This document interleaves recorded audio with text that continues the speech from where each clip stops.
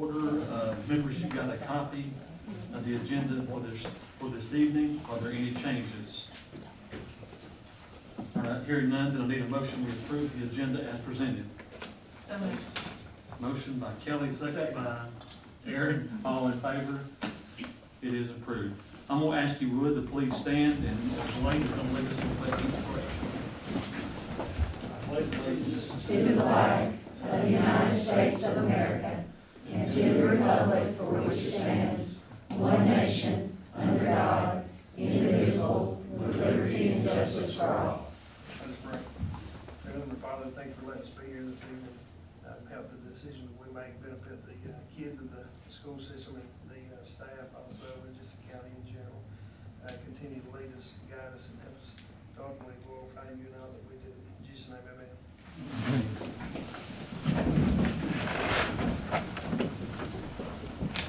All right, next is the consent items. You have a copy of the minutes for September 7th, which was a work session, September the 11th, which was a regular meeting, September 21st, which was a call meeting, the public hearing on September 27th, and then on October the 4th, the two public hearings and the meeting about the millage rate. Any questions on those? If not, then I need a motion that we approve the consent items as presented. Motion by Randa, second by Conrad. All in favor? Approved. Next item is the recognitions. First, we have Pleasant Valley, and I think Spencer, you're doing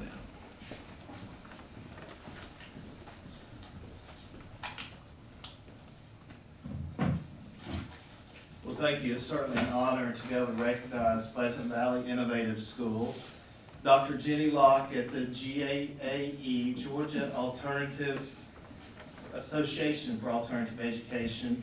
She was awarded a School Spotlight Award for Pleasant Valley.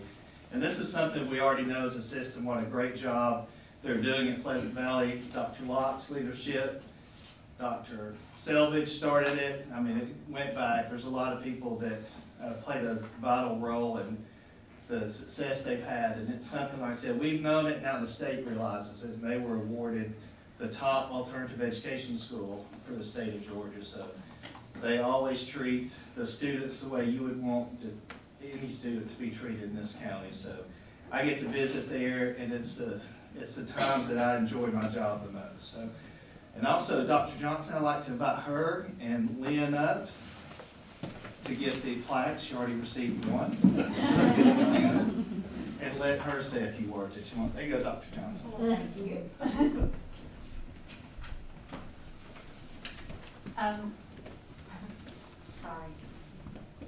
Thank you on behalf of everyone at Pleasant Valley. We're very excited to receive this honor and award. I know that Dr. Locke has established a very well-run school, and we appreciate that. Mr. Moore has done a fantastic job of continuing that, and we are just trucking along. This school is amazing. If any of you ever want to stop by and see the awesome work that's going on, we really invite you to do that, because I don't think everyone truly understands what an amazing place it is until you walk through the doors. So we are very blessed to be at that school, and we look forward to the many things that are going to come in the future that are even better. So thank you for the award, and thank you so much.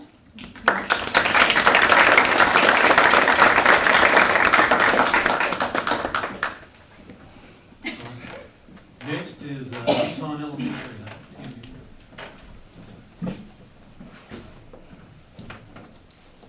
And I'm also happy to get to come up and talk and have the honor of recognizing Eton Elementary for being named a Title I reward school for the state of Georgia. That designation indicates they were among the greatest 5% of the state as far as improvement in test scores for Title I schools across the whole state. So we're super excited for them and the work they've been doing. So I know we've got Dr. Selvage here, Ms. Jones, and Ms. Southern, the instructional coach here. And so we're super proud of them, proud of the staff, and proud of the kids doing that work. I don't know, Dr. Selvage, you have anything you want to say, or you just want to wave and?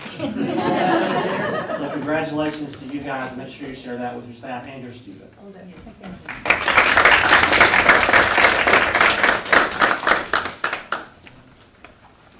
Congratulations to both schools. Next item is the public participation. We have one, and that's Ms. Parsons. So,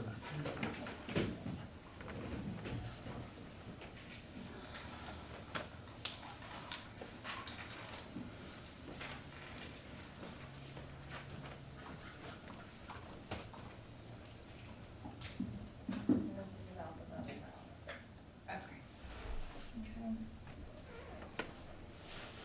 My name is Candace Parsons, and today I'm speaking for every person who has signed this petition. We are petitioning that the elementary school bus needs to drop the kids off at the residence as they did last year. There are 75 homes in Mount View properties. Homes without children would be the minority. I have confirmed this with the owners. I've gone with the other parents that live there, and I've got some of their concerns as well. This is an overall inconvenience to all the families that have children here, even for the ones that don't. When the buses start lining up, nobody can go in or out of the subdivision. There is no room to move, and there are kids everywhere.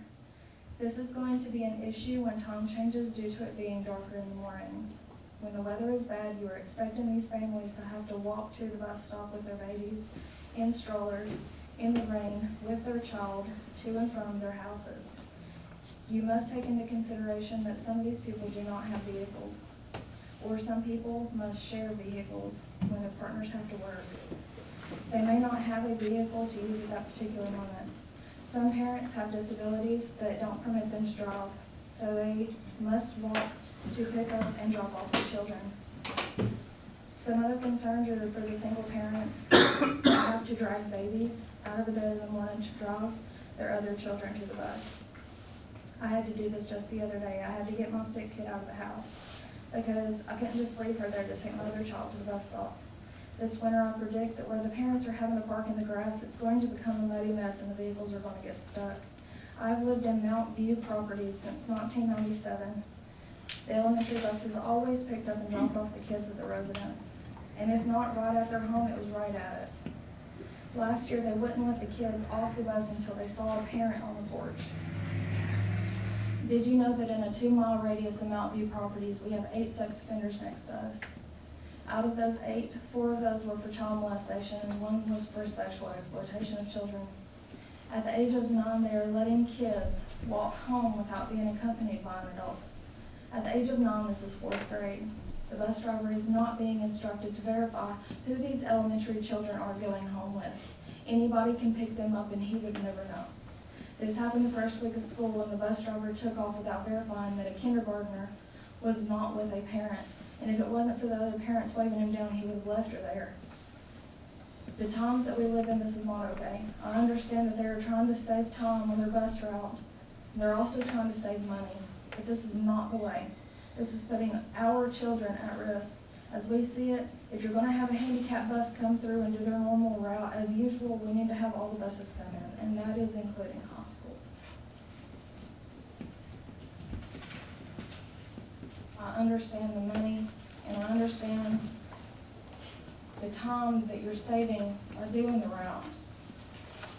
But the bus driver isn't being instructed on who, you go and you pick your kid up from school, they ask you for your ID. We're letting these kids off of the elementary school bus, and a kindergartner, a stranger could come up to her and say, hey, your mommy told me to come and pick you up today. And they're gonna get in that car. And we're never gonna see that kid again. That's it. Which 2 children are we talking about? 10, 20? On average, I counted 25 off of the elementary bus. And I counted twice on the high school. I counted 11. 11 high school or 11 middle? Or the same? What's a middle and high? I'm not sure how they do their route, Okay. but on the elementary school bus, I have 2 children on there that belong to me. And I counted 25 when I was including my 2. And there's a handicap bus that goes in. There is a handicap bus that goes through, so if they wanna blame the roads being messed up, we still have a handicap bus coming through there. One other question. I'm not familiar exactly where is Mountain View subdivision. If you see Bagley and Woodlawn, Okay, okay, and then you head towards the roundabout, okay. okay, it's in between the roundabout and, Bagley and Woodlawn. So if you turn out of Woodlawn and you turn left, it's gonna be that first subdivision right there on the left. It's not View Properties. Where that big white house is next to there? Yes, that's where we pay our rent. Okay, okay.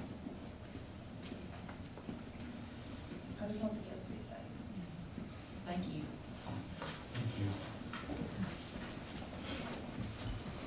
All right, next is superintendent's report. Okay, next, under operational effectiveness, the first item we have is the Murray County High School guaranteed maximum price for the gym and the band. We met, I guess, 3 weeks ago with the architect and Ray Lynn, and, they've done various VE items. You have before you there, what we had discussed at the work session. And the total cost on the gym, after the reduction items is, $26,364,267. You add that in with the contingency, as with any government, as with any building project, and then the 2 phases that have already been done and paid for. BP1, which is $3,200,000, the new sewer line, the grading, all the infrastructure done to the, for on the site over there, and then BP2 was $1,667,000, which included the additional parking lot and renovation of the existing locker rooms. The band alternate was bid out, which was $1,533,000. So that puts a grand total guaranteed maximum price, which this would become BP3. All in is $33,265,631. So that is a total of about $315 a square foot on new construction costs. And considering, as we've discussed for a year, we know that's high, but it's a pretty good value given the times that we're in. And I had sent everyone what the cost, the sticker price was on Cherokee High School, which was, that they're underway right now, bid out just a little before this, at $387 a square foot. So, with that said, as my recommendation is to approve the guaranteed maximum price now, rolling in the gym and the band room at $33,265,631, contingent upon the SPOS passing here in 2 weeks from tomorrow, I guess it is.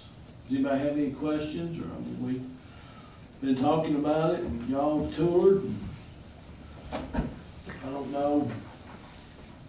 Well, let's just clarify, I think, because there's stuff going, talk, that went around it. Why are we paying $36 million for a gym, and the price is not $36 million for a gym? I think that needs to be clarified. Yeah, The gym is $24,411,358, plus your $1.9 million at the 8% fee, construction fee, and the $1.5 million for the band room. Because everything else, as you mentioned, has already been paid for, so that's a total of just under $28 million. Not 36 has been the talk out there. that's correct. Okay. Yeah, the gym all-in price is $20.26, not $35. It always helps get the numbers correct. That's right. Any questions? have a motion to approve, the gym and the band room, BP3 at Murray County High School. Slow move. Motion by Conrad. Second. Second by Dwayne, all in favor? Any opposed? All right. The next item on the agenda is the Centegix Crisis Alert System. I sent that out prior, back in about the middle of September, the information. It's a crisis alert system, is known, but it has a lot of other functions. We've met with our leadership team, with all the principals, had a couple of different presentations, made visits to Gilmer County. I know that Randall and Chris went over there. And it's a system that's used in, I don't know, the last number I've had was about 82% of the school districts in Georgia had this. And it is for 5 years. We have safety grant money that we have to spend on safety items as appropriated by the legislature by June the 30th of this year. And it will cover all the costs that you see here, except for it won't do pre-K. And I feel like we would do pre-K as well, because there's a lot of fragile needs down there in pre-K that are needed. So, like I said, the safety grant money from the state will cover everything but pre-K. So, but the total price for 5 years is $537,800 to be funded through our safety grant money from the legislature minus the cost for pre-K. Does that make sense? I mean, is that pretty clear there? Okay. Any questions? So I guess what maybe people would like to know is the amount that we're going to be paying is, that will be from general fund, it's 45? That's correct. From- 45,650 Yeah, for pre-K. for pre-K. That's correct. Yeah, 'cause That's all that's coming out of our Yes, budget. because I don't feel like we don't. No, you can't leave them out. Pre-K. And the safety grant money is by site, so you have to spend the money at a school site. Any further questions? Not, then I need a motion we approved as presented. So moved. Motion by Renda, Second. second by Kelly, all in favor? It's approved. We hope it'll probably be, we'll notify them tomorrow. We're looking at probably implementation sometime after Christmas, because they've got to map all the schools. There's a lot that goes in, and Israel and them will be real tight the next couple of months as they begin to get all the specifics down, and firewalls and how it's all gonna affect everything. So they'll become best friends. Next item, we have the maintenance surplus items. You have a list there of some fine vehicles that Chris wants to sell. Did you bring one over for demo today? I did not. Any questions on the maintenance surplus items? If not, then I need a motion that we surplus the maintenance items as presented. So moved. Motion by Kelly, Second. second by Renda, all in favor?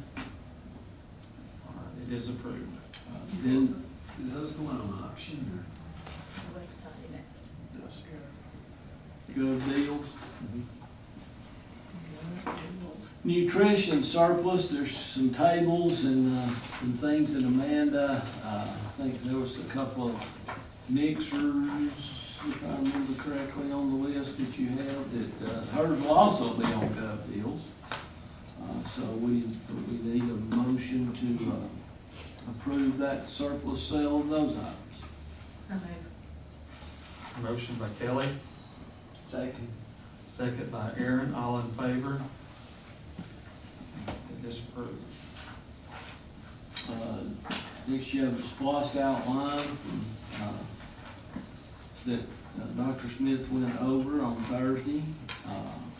The financial statements that she went over as well, which was the final one for June the 30th of 2023. And she also went over the allocation where we stood on payment on ARC, on the ESSER 3 funds, all the things that were spent there. You have a detailed breakdown of all that. And the purchase orders.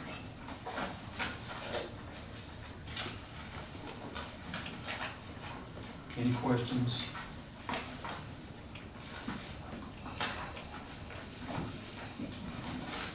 All right, first, I need a motion that we approve this splost outline and the financial statement as presented. Motion by Randall, Second. second by Kelly, all in favor? All right, it's approved. Next is the purchase orders, I think there was 3 of them. Any questions on those? When's the paper? Coming Yes. as soon as we can order it tomorrow. Okay. I've had several people ask me Had to about be paper. approved. Just recently. Right? Had to Had to be approved before you can tonight order it. before we could order it. Okay. We should have approved that one last week. Week before last. All right, I need a motion, we approve the purchase orders as presented. So moved. Motion by Aaron, second by Dwayne, all in favor? Did you ever get paper calls? Huh? Like, I've gotten a lot of calls about paper. I mean, This saves compared to my normal. $10 a page cheaper. Yeah, well, there's a lot of people, looking for some paper right now. We cannot find it. What? Is it not, can you not find it in stores? No. Yeah. I'm just, they're saying, people saying, I've only got 1 box of paper for the whole year. No, that, Save I was but like, are you saying that they're out of paper?